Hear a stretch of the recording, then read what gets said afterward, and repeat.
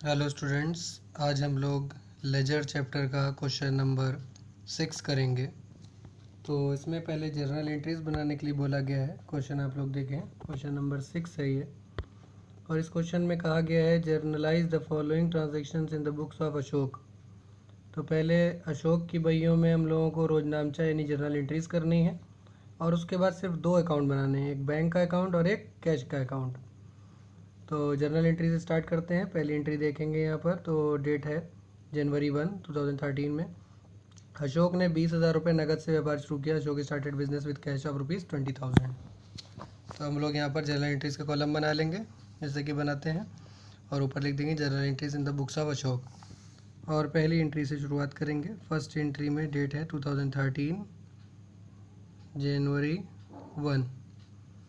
Business की शुरुआत करी है कैश से, तो इसलिए पहली एंट्री होगी cash account debit to capital account. और अमाउंट दे रखा है 20,000।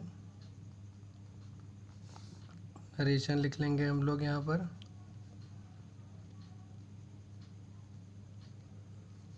Being business started with cash. ये फर्स्ट एंट्री हो गई आपकी। इसके बाद नेक्स्ट देखेंगे तो 2 तारीख की एंट्री है कि उसने 10,000 रुपये से बैंक में चालू खाता खोला। He opened a current account with bank for ₹10,000। Bank में अगर करंट अकाउंट ओपन किया है तो इट मीन्स पैसे बैंक में जमा किए होंगे, डिपॉजिट किए होंगे।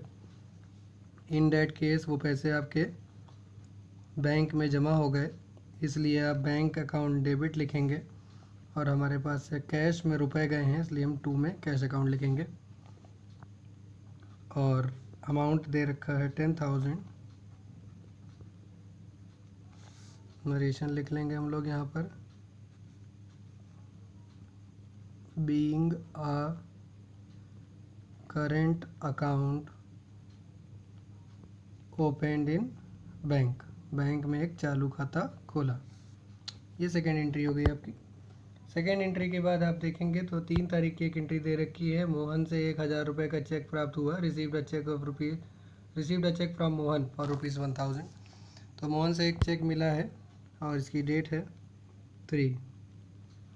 जब सिंपल एक चेक मिला है और वो बैंक में सबमिट हुआ या नहीं हुआ ऐसी कोई नोटिस नहीं है, तो जब चेक रिसीव होता है तो कैश अकाउंट डेबिट लिखते हैं।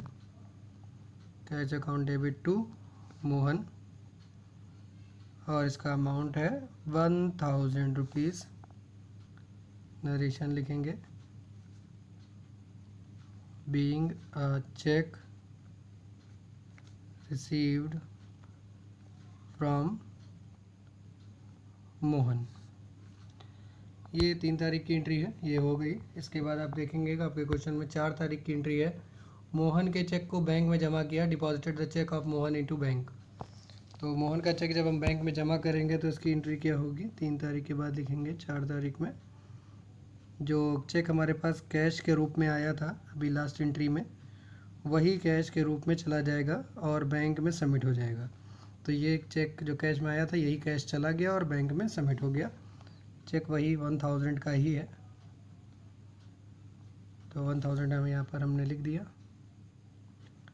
नरेशन लिख देंगे। Being check deposited in bank, या फिर जिसका ये चेक था मोहन, तो आप ऐसे भी लिख सकते हैं बीइंग मोहन्स चेक, यानी जो मोहन का चेक था वो हमने बैंक में जमा कर दिया।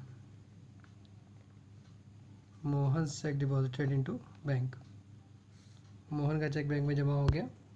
और ये 4 तारीख की एंट्री हो गई। 4 तारीख के बाद आप क्वेश्चन में देखेंगे 5 तारीख की एंट्री है। शाम को चेक से 370 रुपये का भुगतान किया। पेड शाम 370 रुपीज़ बाई चेक। तो 4 तारीख के बाद हम लोग यहाँ पर 5 तारीख की एंट्री लिखेंगे जिसमें श्याम को हम पेमेंट कर रहे हैं। तो श्याम डेबिट, और कैश में पेमेंट कर रहे होते तो टू कैश लिखते। चेक से पेमेंट कर रहे हैं इसलिए पैसे बैंक से कम होगा, इसलिए बैंक लिखेंगे। और अमाउंट में लिखेंगे 370 रुपीज़। नरेशन लिखेंगे। Being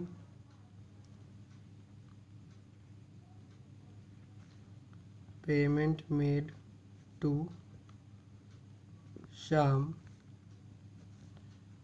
being payment made to Shyam by cheque. ये 5 तारीख की एंट्री हो गई।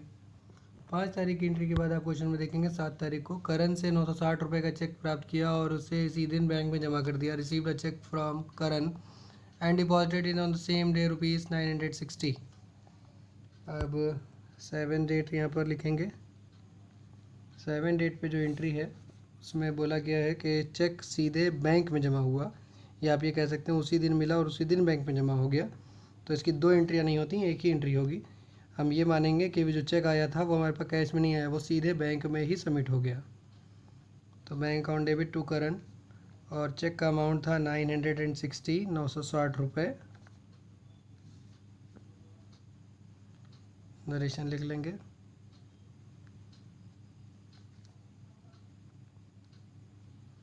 Being a check received from Karan and deposited it in bank on the same day। पूरा आप नरेशन ना लिखना चाहें तो इतना शॉर्ट में भी लिख सकते हैं। Check received from Karan and deposited it bank, या चेक रिसीव्ड फ्रॉम करण भी लिख लें, इतना से भी हो जाएगा काम।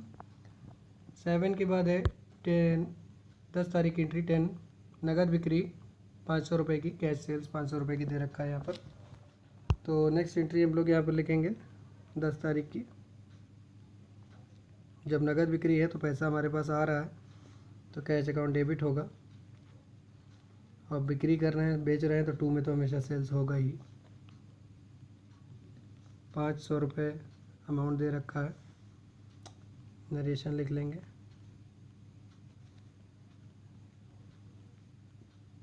Being good sold, being good sold for cash भी लिख सकते हैं आप। तो 10 तारीख के बाद नेक्स्ट एंट्री होगी 15 तारीख की, जिसमें बोला गया कार्यालय के खर्चों के लिए 500 रुपये नगद बैंक से निकाला। विड्रीव cash from bank for office use ₹500। तो यहाँ पर डेट आ जाएगी 15 तारीख को, और इन्होंने ऑफिस यूज़ के लिए निकाला है, पर्सनल यूज़ के लिए नहीं निकाला है। अगर पर्सनल यूज़ के लिए निकाला होता तो उसको ड्राइंग कहते हैं। ऑफिस यूज़ के लिए निकाला है तो पैसे आ रहे हैं, इसलिए कैश अकाउंट डेबिट होगा। और कहाँ से कम हो रहा है? बैंक से कम हो रहा है तो 2 में बैंक होगा। 500 रुपीज़ विड्रॉ किए गए हैं, अमाउंट में 500 भर देंगे। नरेशन लिखेंगे। Being cash withdrawn from bank, being cash withdrawn from bank, आप इसके आगे लिख भी सकते हैं फ्रॉम बैंक के आगे फॉर ऑफिस यूज़।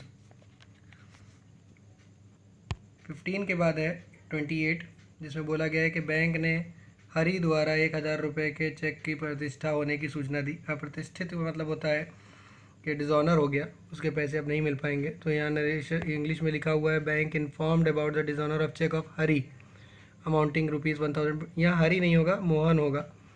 यहाँ पर आप लोग करेक्शन कर लें, मोहन होगा। मोहन इसलिए होगा क्योंकि 1000 रुपये का चेक जो डिज़ॉनर हुआ है वो इस पूरे क्वेश्चन में एक ही जगह पर 1000 का चेक था, वो मोहन का चेक था जो बैंक में जमा हुआ था। अब वो डिज़ॉनर हो गया है, यानी उस चेक के पैसे क्लियर नहीं हो सके और वो डिज़ॉनर हो गया, इसलिए 28 डेट पर उसकी एंट्री हम लोग लिखेंगे डिज़ॉनर हो जाने की।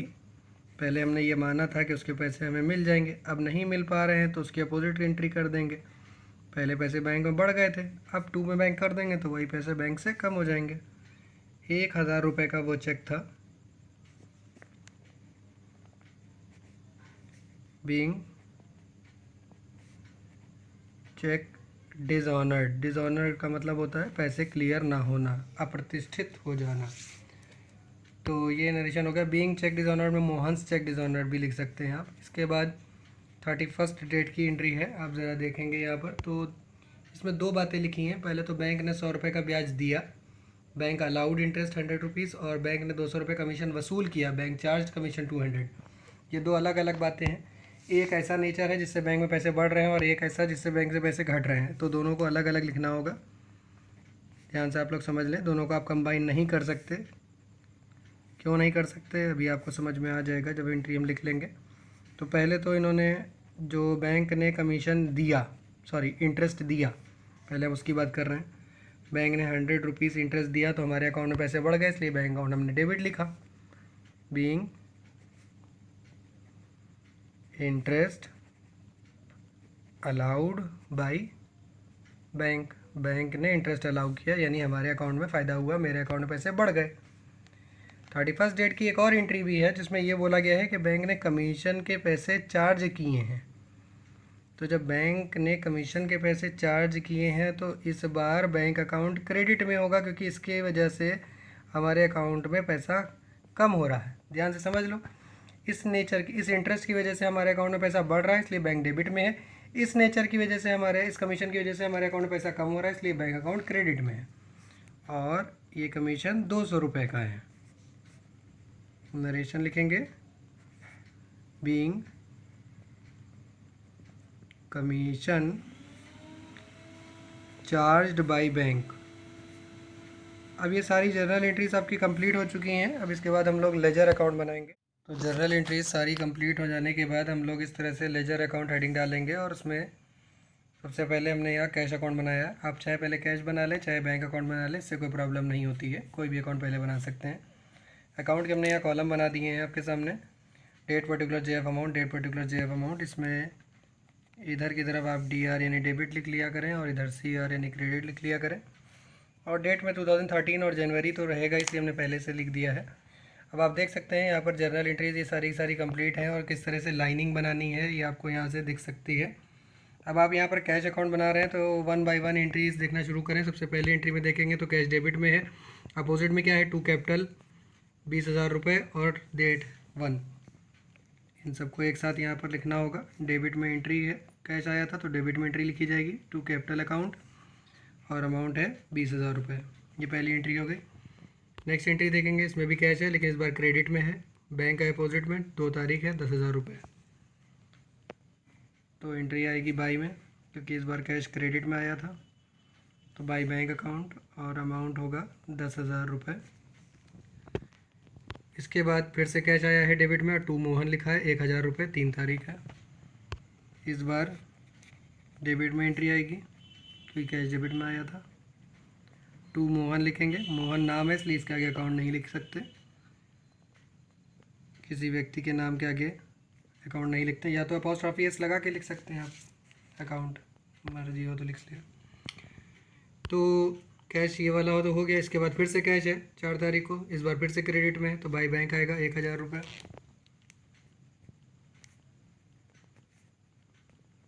By bank account 1,000 rupees. 4 तारीख तक एंट्री हो चुकी है, 5 तारीख को यहाँ कैश नहीं है, 7 तारीख को भी कैश नहीं है, 10 तारीख में कैश है। अब आप यहाँ देखेंगे 10 तारीख में कैश डेबिट में है और 2 सेल्स लिखा है 10 तारीख को,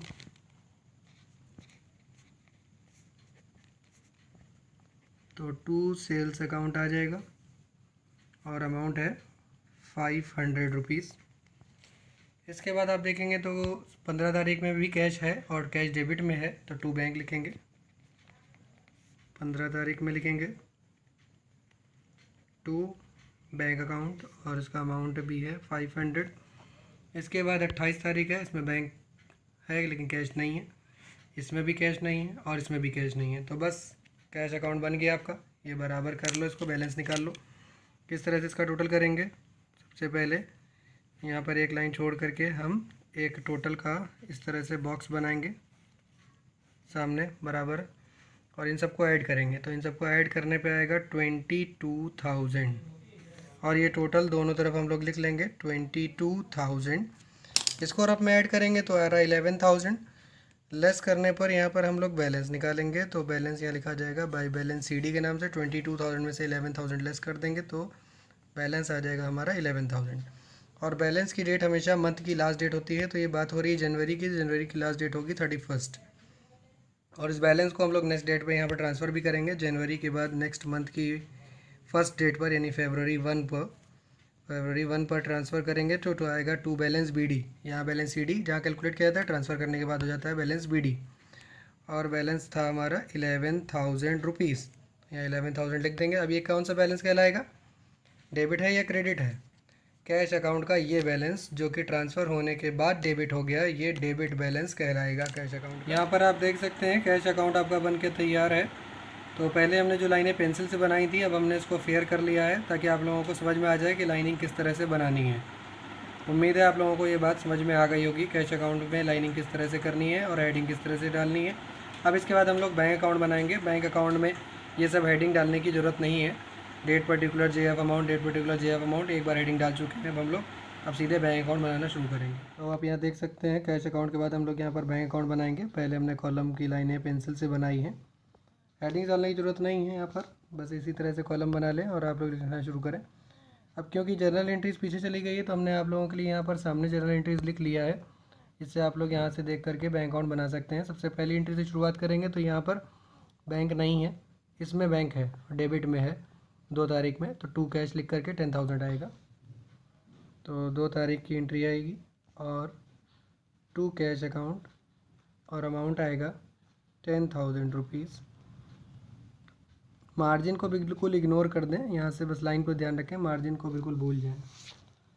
तो नेक्स्ट डेट पे देखेंगे तो ये बैंक आ चुका है। इसके बाद इस एंट्री में बैंक नहीं है। हाँ, 4 तारीख वाली एंट्री में फिर से बैंक है, तो फिर से 2 कैश आएगा और अमाउंट 1000 है। तो डेट आ जाएगी 4, फिर से लिखेंगे 2 कैश अकाउंट और अमाउंट आ जाएगा 1000। इसके बाद आप देखेंगे यहाँ पर तो 4 तारीख के बाद 5 तारीख में भी बैंक है, लेकिन इस बार बैंक क्रेडिट में है, तो 22 श्याम लिखा जाएगा 370।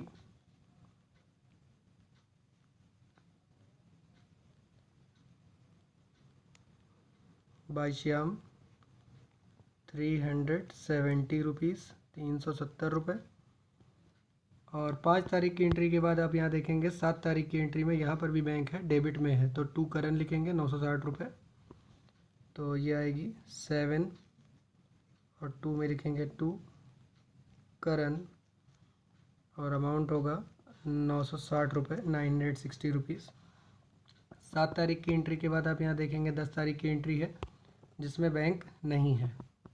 15 तारीख की एंट्री में बैंक है, 15 तारीख की एंट्री में बैंक है, तो अपोजिट में क्या है, कैश, तो ये क्रेडिट में, इसलिए एंट्री क्रेडिट में आएगी क्योंकि बैंक क्रेडिट में है। तो 15 तारीख वाली एंट्री में हम लोग लिखेंगे बाई में, बाई कैश अकाउंट और ये अमाउंट होगा 500। ठीक है। नेक्स्ट एंट्री देखेंगे हम लोग तो 15 के बाद है 28, 28 में भी बैंक है और इस बार फिर से क्रेडिट में बैंक है, तो बाई मोहन लिखेंगे 1000 रुपये। तो 28 में हम लोग लिखेंगे बाई मोहन 1000 रुपीज़। इसके बाद देखेंगे हम लोग क्वेश्चन में जनरल एंट्री में 31 की 2 एंट्रियाँ हैं, एक बार बैंक क्रेडिट में, एक बार बैंक डेबिट में। तो पहले डेबिट वाले की बात कर लें। बैंक डेबिट में है तो 2 इंटरेस्ट 100 रुपये, इसकी एंट्री इधर लिखेंगे 31 की। 2 इंटरेस्ट अकाउंट और अमाउंट है इसका 100 रुपीज़। और एक और 31 में एंट्री है, ये कमीशन वाली, इसमें बैंक का नाम क्रेडिट में आया है, इसलिए हम लोग इसकी एंट्री क्रेडिट में लिखेंगे और अपोजिट का नाम है कमीशन, इसलिए बाई में लिखेंगे बाई कमीशन अकाउंट और अमाउंट लिखेंगे 200 रुपये। ठीक बेटा। इसके बाद टोटल करेंगे तो ये टोटल ज़्यादा आएगा, ये कम आएगा। इसके बाद बैलेंस कैसे लिखेंगे उसको आप लोग ज़रा ध्यान से समझें कि बैलेंस यहाँ पर किस तरह से निकाला जाएगा। पहले लिखेंगे बाय बैलेंस CD। बैलेंस हमेशा last date of the month होता है, तो 31 डेट के निकलेगा। टोटल किस तरह से करेंगे उसको समझ लें। यहाँ पर एक ब्लैक पेन से एक सिंपल लाइन खींचेंगे और नीचे डबल लाइन खींचेंगे। यहाँ पर भी एक सिंगल लाइन और नीचे डबल लाइन खींचेंगे। पहले ये साइड का टोटल करेंगे तो इस साइड का टोटल आ रहा है आपका 12060, 12060 यानी 12,060 रुपये। तो ये दोनों तरफ हम लोग लिख लेंगे और उसके बाद इधर का टोटल करेंगे रफ में। तो क्रेडिट साइड का जो टोटल रफ में आ रहा है वो आ रहा है 2070 रुपये, यानी 2070 आ रहा है। तो 12060 में से 2070 लेस कर देंगे तो बैलेंस CD हमारा आ जाएगा 9990 रुपीज़ लेस करने के बाद। और ये बैलेंस हमारा 31 जनवरी में है, तो नेक्स्ट डेट पर हम लोग यहाँ पर इसको ट्रांसफ़र कर देंगे। नेक्स्ट डेट हो जाएगी 1 फरवरी की, तो यहाँ पर हम लोग लिख देंगे टू बैलेंस BD। जो बैलेंस CD है और जब ट्रांसफ़र होता है तो वो बैलेंस BD बन जाएगा। बैलेंस BD का अमाउंट है 9,990 रुपये। तो अब यहाँ देख सकते हैं बैंक अकाउंट पूरा कंप्लीट हो चुका है और ये बनकर कंप्लीट है आपके सामने। हमने यहाँ लाइनिंग बना दिया है। आई होप कि पूरा क्वेश्चन आप लोगों को अच्छे से समझ में आ गया होगा। जर्नल एंट्रीज़ भी और दोनों ही बैंक अकाउंट अच्छे से समझ में आ गए होंगे, दोनों अकाउंट अच्छे से समझ में आ गए होंगे, एक कैश अकाउंट और एक बैंक अकाउंट। अगर ये वीडियो आप लोगों को अच्छा लगा हो और इसने आपके कोई भी डाउट इस वीडियो से क्लियर हुए हों तो वीडियो को लाइक करें, और अगर आपने अभी तक चैनल को सब्सक्राइब नहीं किया है तो चैनल को सब्सक्राइब कर दें और भी लोगों तक पहुँचाने के लिए इस वीडियो को शेयर करते रहें। Thank you.